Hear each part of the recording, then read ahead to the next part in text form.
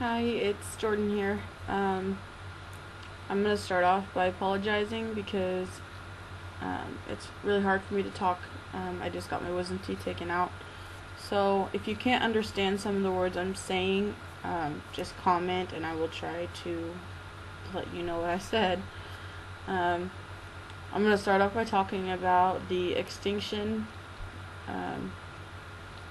that I chose. I chose the Triassic-Jurassic extinction, and I do have a lot of notes on here, so I'll be reading from there. The Triassic-Jurassic extinction marks the boundary between the two periods, the two separate periods. It took place 201.3 million years ago, and at least half of the species now known to have been living on the Earth at that time became extinct. It took 10,000 years to actually occur, and it occurred just before the I don't know how to pronounce it, I'm sorry, the Pangea, and it started to break apart. And the event vacated the terrestrial ecological niches, allowing the dinosaurs to assume the dominant roles in the Jurassic period. 34% of the marine genera disappeared, and they do have a couple current theories that they go off of that. On land, the pseudosuchians, other than the crocodilomorphs, some remaining therapsids, and many of the large amphibians became extinct. The current theories that they have, they still have not been, they're still unanswered, so they don't have one specifically that they can give it a reason as to why this happened. The first one is the gradual climate change.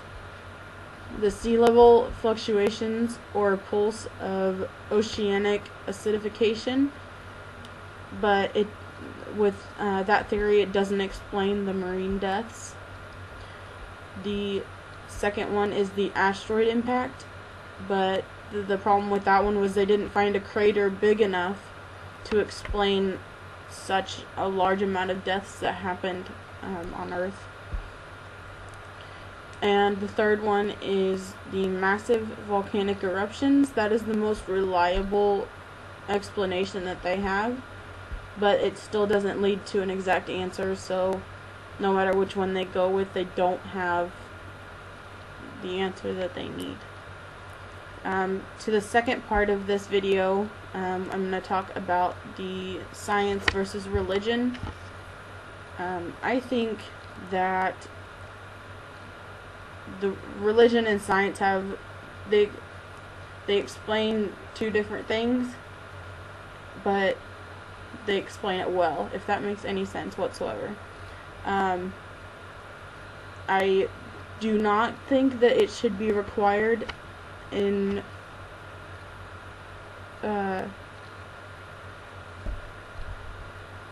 school. Sorry.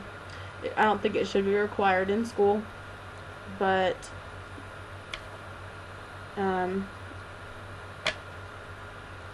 basically if it's something that you want to look more into, it's definitely important that you should. I recommend it. So I wish I would have been taught more of this in high school, but our high school didn't really go over much of this.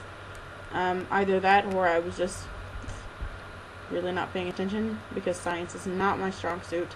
But I wish they would have taught us more in school, but it shouldn't I don't think it should be required. Even just because I wanted to learn more about it doesn't mean that it should be required for everybody. Anyway, so that's all for my video. Thanks very much. See ya.